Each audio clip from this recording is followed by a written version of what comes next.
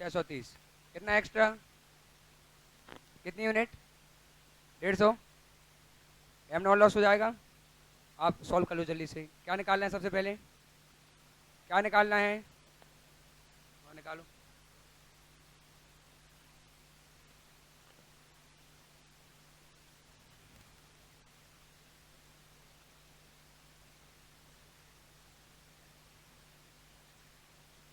सारे लोग करेंगे सॉल्व, है ना? जितना सॉल्व करोगे उतना कॉन्फिडेंस आएगा तुम्हें।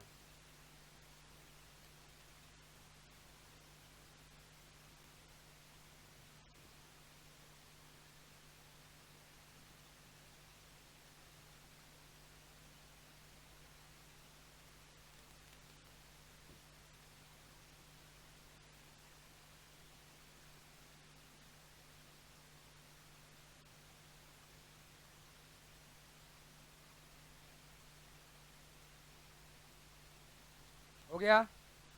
अब बताए एम नॉट लॉस कितना आया।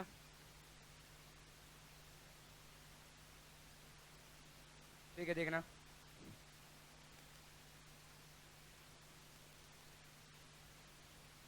इफेक्टिव कॉस्ट कितनी पड़ेगी, तो टोटल कॉस्ट जो भी है, कितनी है टोटल कॉस्ट, 12,000 मेट्रिक टन, 150 का एक था, है ना? हाँ, डिवाइड बाय नॉर्मल यूनिट कितनी थी, 12,000 माइनस कितना, 5%, 4%। बताओ।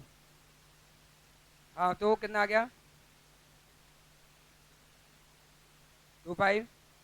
इसमें नॉर्मल एब नॉर्मल लॉस कितना हुआ है, 150 का मल्टीप्लाई कर देंगे तो कितना आ जाएगा,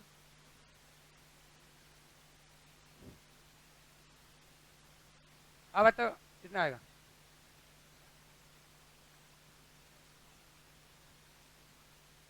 7.5 के 750।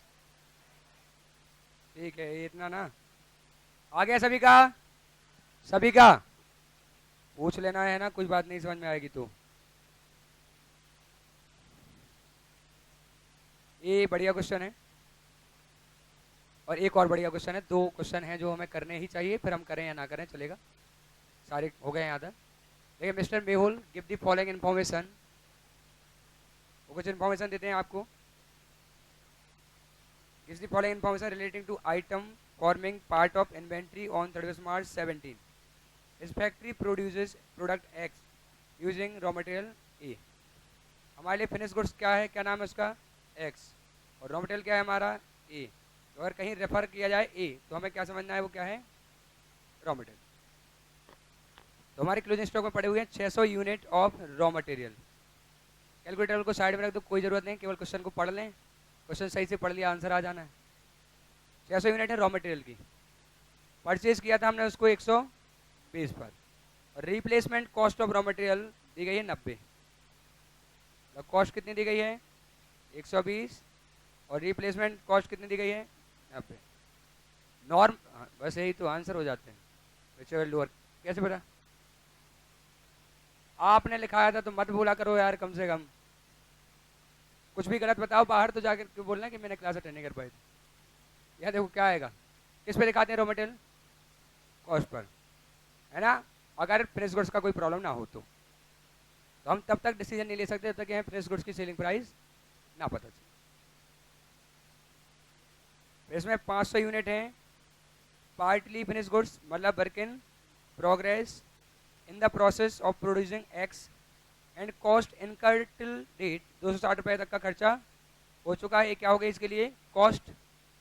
These unit can be finish next year by incurring additional cost of 60। Further cost कितने लग जाए, 60, तो ये कंप्लीट हो जाएंगी। फिर कंप्लीट होके कितने में बिकेंगी, देखते हैं, नीचे दिया गया होगा 15 क्या 320, तुम पूरा पढ़ चुके होगे, मुझे थोड़ा टाइम लग जाता। देखो 1500 unit of finish goods x and total cost incurred 320 per unit. 1500 finish goods की यूनिट पड़ी हुई है हमारे पास, और एक पे कितने का खर्चा आया है, 320 का। Expected selling price of product is 300 per unit. Determine how each item of inventory will be valued, also calculate the value of total inventory. अब हम शुरू कर सकते हैं। शुरू हम कहाँ से करेंगे, फिनिश गुड्स से। फिनिश गुड्स का सेलिंग प्राइस कितना है, और कोई खर्चा ना बताए तो यही एनआरबी हो जाएगा। इसकी फिनिश गुड्स की एनआरबी कितनी दी गई है 300, और कॉस्ट कितनी इनकर कर ली हमने 320। किस पर वैल्यू करेंगे 300 पर वैल्यू करेंगे। क्या किसी को कोई भी डाउट? तो 300 इंटू कितनी यूनिट 1500 यूनिट।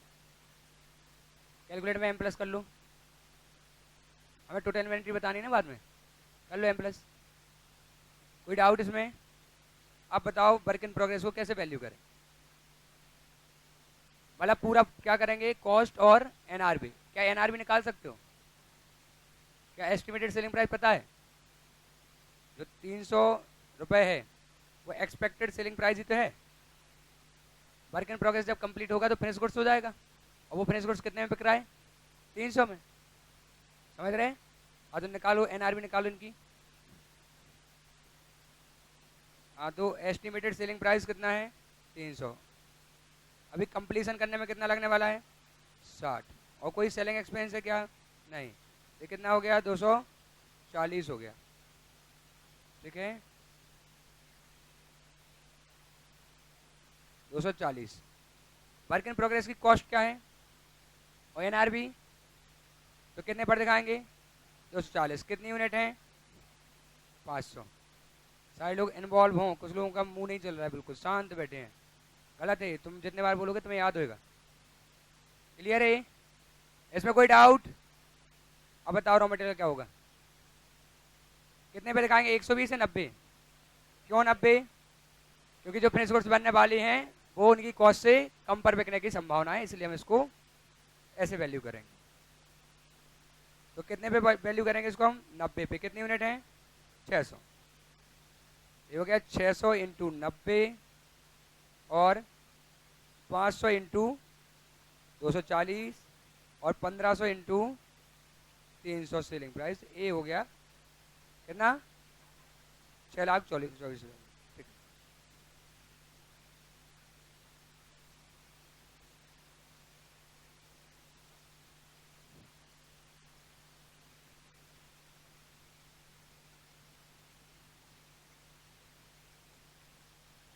ये देख लें इसका सॉल्यूशन। 6,24,000 आ जाएगा। लैंग्वेज कैसी लिखनी है वो उन्होंने लिखी है, जो मैंने तुम्हें लिखवाई तुम वही लिख देना। फिनिश गुड्स को हम कॉस्ट एनआरबी पे कम पे मेजर करते हैं, वर्क इन प्रोग्रेस को भी ऐसे करेंगे, और रॉ मटेरियल को हम किस पे दिखाएंगे कॉस्ट पर। अगर फिनिश गुड्स सेलिंग प्राइस कम है तो फिर क्या करेंगे रिप्लेसमेंट कॉस्ट पर दिखाएंगे। ठीक है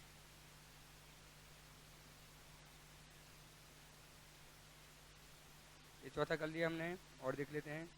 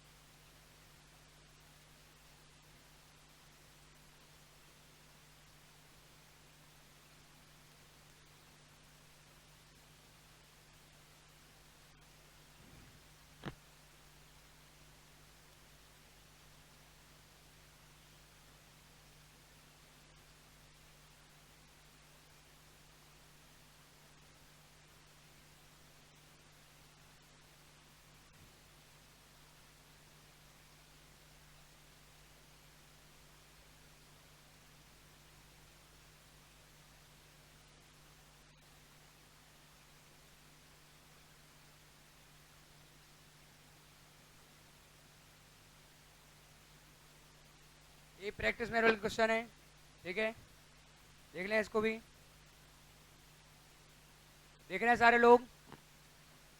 ठीक है, इसलिए कि डिस्कशन एक बार ही होगा, बार बार नहीं हम उसको बात कर रहे हैं। In determining the cost of inventory it is appropriate to exclude, क्या बोला है एक्सक्लूड कर दें certain cost and recognise them as an expense in the period in which they are incurred.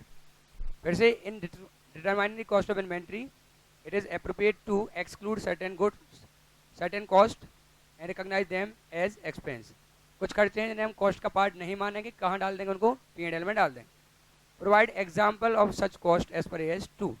बताएं ऐसे एग्जाम्पल जिनको हम कॉस्ट का पार्ट नहीं मानते। तो याद है तुम्हें, पहला क्या है, एबनॉर्मल लॉस ऑफ, पढ़ना नहीं है, abnormal loss of material, labour and overhead. दूसरा पॉइंट, स्टोरेज जब तक कि वो नेसेसरी ना हो। तीसरा, एडमिन ओवरहेड जो कि डायरेक्टली रिलेटेड ना हो। चौथा, स्टोरेज का खर्चा नहीं, सेलिंग एंड डिस्ट्रीब्यूशन। और पांचवा, इंटरेस्ट। तो ये abnormal amount of wasted material, labour and other production overhead, storage cost unless those cost are necessary, administration overhead that do not contribute to bringing inventory to their present location and condition. यहाँ अगर किसी के पास लिखने को हो तो लिखें, अगर डायरेक्टली रिलेटेड होते तो कॉस्ट का पार्ट बन जाते। और selling and distribution cost in से कभी लिखेंगे नहीं, लेकिन AS 16 में लिखा हुआ है कि उसको हम इंक्लूड नहीं करेंगे। ठीक है, तो तुम पांचों लिख सकते हो, कोई इशू नहीं है। क्लियर है? ये क्वेश्चन हम कर चुके थे, कॉस्ट और NR विच आर लोअर, कितना 28, 32, 16। ये भी हो चुका है। ये 10वां क्वेश्चन देखो,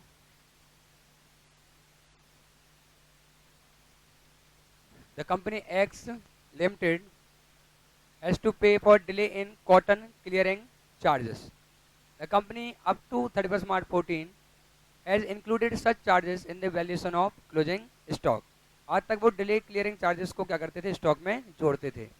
this being in the nature of interest, X Limited decided, बोले ये तो इंटरेस्ट टाइप का हो गया, और इंटरेस्ट इन्वेंटरी कॉस्ट का पार्ट बनता या नहीं बनता। लेकिन ये लोग बनाए हुए थे, मतलब ये AS को ही फॉलो नहीं कर रहे थे, तो क्या ये अपनी पॉलिसी चेंज कर सकते हैं? क्यों कर सकते हैं? AS को फॉलो करने के लिए और बेटर प्रिपरेशन एंड प्रेजेंटेशन के लिए चेंज कर सकते हैं। सो उन्होंने क्या बोला कि this being in the nature of interest, X Limited decided to exclude such charges from closing stock. This would result in decrease in profit by 5 lakh. ऐसा करने से प्रॉफिट पे क्या असर पड़ेगा? 5 लाख से कम हो जाएगा। आपको क्या करना है? कमेंट। तो हमसे अच्छा कोई कमेंट किसी पे भी करवा लो कमेंट।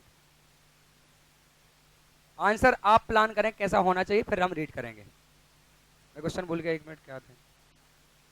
हाँ हाँ, हम आज तक क्या कर रहे थे? डिले चार्जेस को जोड़ रहे थे, अब हमें नहीं जोड़ना है। ठीक है, कैसे हम करेंगे?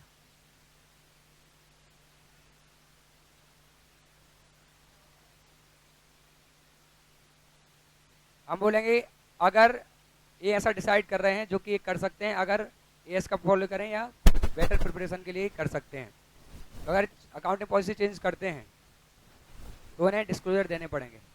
उन्हें पहला बताना पड़ेगा कि पुरानी पॉलिसी क्या थी, फिर नई पॉलिसी क्या है, और इसका इफेक्ट क्या हुआ। 3 बातें लिखनी है हमें। तो देख लेते हैं, हम छोटा सा आंसर है लेकिन रीड कर रहे हैं हम पूरा। तो लिखा है as per para 12, interest and other borrowing costs are usually considered as not relating to bringing the inventory to their present location and condition. ब्याज का खर्चा इन्वेंट्री को लाने के लिए नहीं करो, ठीक है, and are therefore usually not included in the cost of inventory. However, X Limited was in practice to charge the cost of delay in cotton clearing in the closing stock. उनकी आदत थी वो इंक्लूड करते थे, ठीक है। As X Limited decided to change this valuation procedure of closing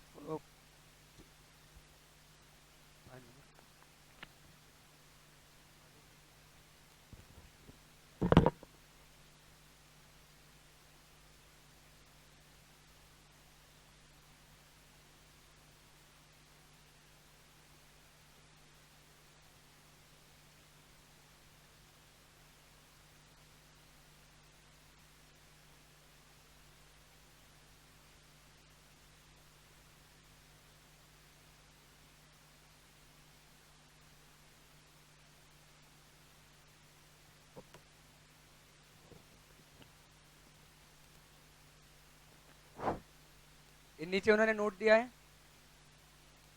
क्या लिखा है नोट में? नोट मतलब डिस्क्लोजर। तो यहाँ से पढ़ रहा हूँ, X limited decided to change this valuation procedure of closing stock. This treatment will be considered as change in accounting policy and such fact to be disclose. और आपको ये क्या करना पड़ेगा, डिस्क्लोज करना पड़ेगा। Therefore any change in amount mentioned in financial statement, ये ठीक है, ये लाइन अभी ये पन पढ़ाऊंगा तभी बता पाऊंगा। यहाँ से देखें, also a note should be given in annual account that, यहाँ से क्या हो रहा है, नोट दिया जा रहा है। Had the company followed earlier system of valuation, had मतलब इफ, अगर क्या क्या होता, पुराना सिस्टम फॉलो करते, the profit before tax would have been higher by 5 lakh, तो प्रॉफिट 5 लाख ज़्यादा आता। तो उन्होंने पूरे में देखा ना, उन्होंने बताया होगा कि पहले क्या कर रहे थे, अब क्या कर रहे हैं, और ऐसा करने से फाइनेंशियल इम्पैक्ट क्या पड़ेगा। ये करा चुका हूँ मैं तुम्हें, ये भी हो चुका है।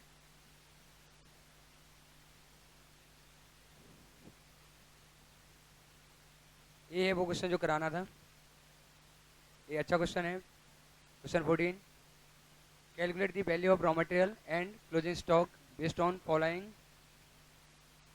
इंफॉर्मेशन। देखें, रॉ मटेरियल का नाम है एक्स, जिसका क्लोजिंग बैलेंस है 500 यूनिट। रॉ मटेरियल की यूनिट बता दी आपको। Cost price including excise duty, cost price excise duty मिलाते हुए कितने रुपए का है, 200। Excise duty CENVAT credit is receivable on excise duty, ITC मिल रही है नहीं, मिल रही है, मिल रही है आईटीसी, ये कॉस्ट का पार्ट नहीं बनना चाहिए। 200 में जुड़ा है या जोड़ना है, जुड़ा है तो क्या कर दो, माइनस कर दो। इनवर्ड फ्रेट जोड़ते हैं क्या, अनलोडिंग चार्जेस जोड़ते हैं, रिप्लेसमेंट कॉस्ट जोड़ते का क्या मतलब, ये क्या है, ये आज की मार्केट वैल्यू है,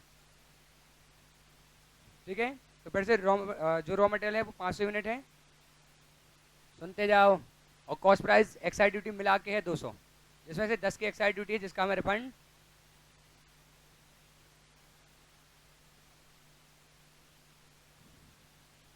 और फ्रेट का क्या होगा, क्या होगा फ्रेट का, जुड़ेगा, अनलोडिंग चार्जेस जुड़ेंगे। तो बताओ फिर रॉ मटेरियल की कॉस्ट क्या होगी अल्टीमेटली, 200, पक्का लिख दें, 220 का पड़ा हमें।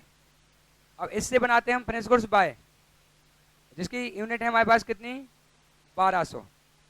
मटेरियल कंज्यूम होता है कितने का, वो ये जो हमने निकाला, और लेबर का खर्चा है 60, ओवरहेड कितना है 40। डायरेक्ट ओवरहेड मतलब समझ रहे हो, वेरिएबल ओवरहेड, डायरेक्ट मतलब वेरिएबल, है ना। आगे देखें, total fix overhead for the year was 2 lakh, और नॉर्मल कैपेसिटी कितनी थी, 20,000। कितना जोड़ेंगे, 10 रुपए। तो तुम बता सकते हो कि फिनिश गुड्स की कॉस्ट क्या पड़ रही है हमें, 220, नहीं मैं वो तो समझ गया,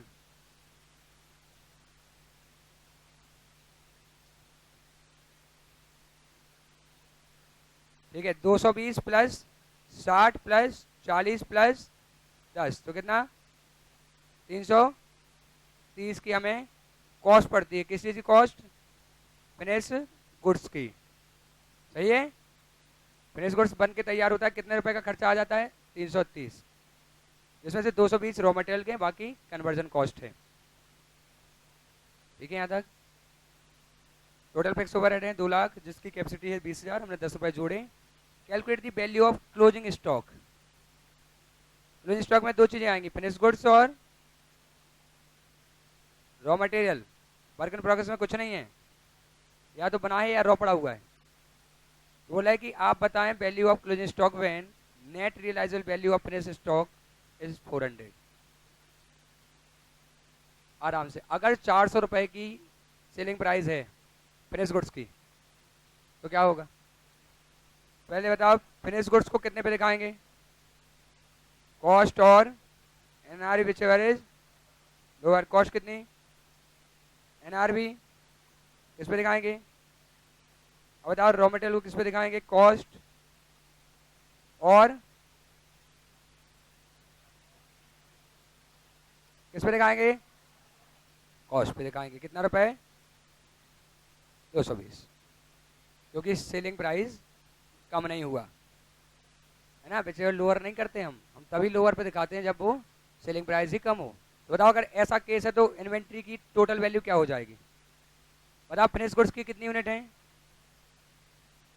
1500, 1200, और रॉ मटेरियल की 500। तो फिनिश गुड्स की जो यूनिट है 1200 कितने पे दिखेगा? कितना कॉस्ट पड़ी है हमें उसको बनाने में? याद है 330 का खर्चा पड़ा हमें, तो वो दिखेगा 330 पर। और रॉ मटेरियल किस पे दिखेगा? 500 यूनिट। और किस पे दिखेगा? 220 पे। ये दिख रहा है कॉस्ट पर, और ये दिख रहा है लोअर। ये अलग बात है कि लोअर ही क्या हो गया?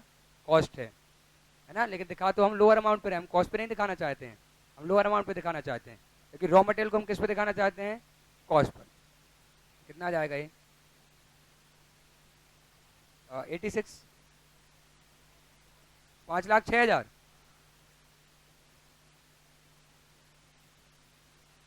ठीक है, तो ये देख लो 500 यूनिट 220 पे दिखेंगी, 1200 यूनिट 330 पे दिखेंगी, 5,06,000 का पड़ेगा। अगर फिनिश गुड्स की एनआरबी 300 रुपये है तो फिनिश गुड्स कितने पे दिखाया जाएगा? 300, सही है। और फिर रॉ मटेरियल कितने पे दिखाया जाएगा? कौन सी वैल्यू पर? Replacement cost. कितनी है रिप्लेसमेंट कॉस्ट? 50। ठीक है, तो दूसरे केस में क्या होगा? NRB is less than cost of finish goods, hence raw material is to be valued at replacement cost and finished goods are to be valued at NRV since NRV is less than cost। तो 500 unit को हम 150 पर दिखाएंगे और 1200 unit को हम 300 पर दिखाएंगे। क्वेश्चन भूल गया होगा, बहुत जल्दी जल्दी कर रहे हैं, आराम से एक बार बात कर लेते हैं। रॉ मटेरियल की कॉस्ट बता दो आप मुझे कितना, और फिनिश गुड्स की कॉस्ट पता है? हम एक बार और देख लेते हैं, कन्फ्यूजन नहीं चाहिए बिल्कुल भी। 220 का मटेरियल का खर्चा, 60 का लेबर, और 40 का डायरेक्ट मतलब वेरिएबल ओवरहेड, और 10 का फिक्स ओवरहेड। तो कॉस्ट कितनी पड़ रही है? 330, और रॉ मटेरियल है 320।